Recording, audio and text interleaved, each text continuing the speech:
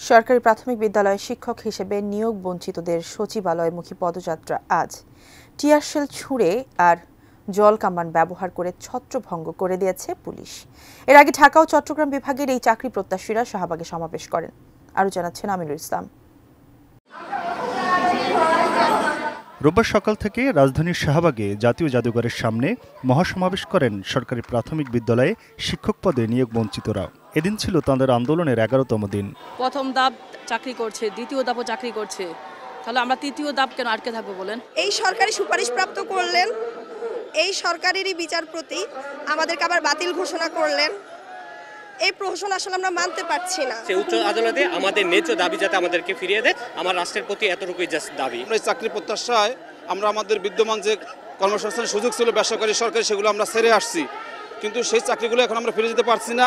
চাকরি হওয়ার পরে যখন সেটা আবার হাইকোর্টের নির্দেশে বা একটা রিটের কারণে সেটার জন্য 6 মাসের স্থগিত দেয়, পরবর্তীতে নিয়োগ বাতিল করে, এটা আমাদের জন্য যথেষ্ট সম্মানের একটা বিষয়। সেখানে অনেকেই আসেন তাদের দাবির প্রতি সংহতি জানাতে। এই 60% যে কোটা আছে সেটা যদি বাতিল করতে হয় তাহলে আলোচনার ভিত্তিতে করতে হবে। এভাবে মানুষকে মেরে জল কামান দিয়ে আঘাত করে তাকে নানানভাবে টিয়ার গ্যাস, বুলেট ইত্যাদির ভয় দেখিয়ে এগুলো করা যাবে না। যদি কোনো পদ্ধতিগত ত্রুটি বিচ্যুতি থাকে তাহলে তার দায় তো এই যারা শিক্ষক হিসেবে পরীক্ষা দিয়েছেন এবং নিযুক্ত হওয়ার জন্য চেষ্টা করেছেন, সুপারিশপ্রাপ্ত হয়েছেন, তাদের উপরে বর্তায় না। শাইনি চুলে এখন হবে সব হেয়ারস্টাইল। সিল্কোর দ্বিগুণ শাইনি চুল প্রতিদিন। দুপুরে আন্দোলনকারীরা মিছিল নিয়ে সচিবালয়ের দিকে রওনা হন। এক পর্যায়ে শিক্ষা ভবনের সামনে তাঁরা পুলিশের বাধার মুখে পড়েন। সেখানে বসে পড়লে পুলিশ জলকামান ব্যবহার করে তাদের সরাতে চেষ্টা করেন। মাদানে গ্যাস ও জলকামানে ছত্রভঙ্গ হয়ে যায় নিয়োগ প্রত্যাশীদের অবস্থান কর্মসূচি।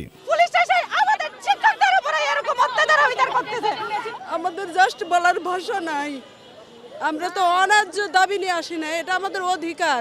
আমরা সচিবালয়ের দিকে যাচ্ছিলাম, আমাদের উপর পুলিশ জলকামান নিক্ষেপ করে, ইভেন টিয়ার শেল নিক্ষেপ করেছে। ঢাকা ও চট্টগ্রাম বিভাগের সরকারি প্রাথমিক বিদ্যালয়ে 6,500 শিক্ষক নিয়োগ বাতিল করা হাইকোর্টের রায় স্থগিত চেয়ে ইতিমধ্যে আপিল করেছে সরকার। এই নিয়োগ প্রক্রিয়ায় প্রথম ও দ্বিতীয় ধাপের কার্যক্রম সম্পন্ন হলেও মামলার কারণে তৃতীয় ধাপে এসে অনিশ্চয়তা দেখা দেয়। Aminul Islam, ATN news, Dhaka.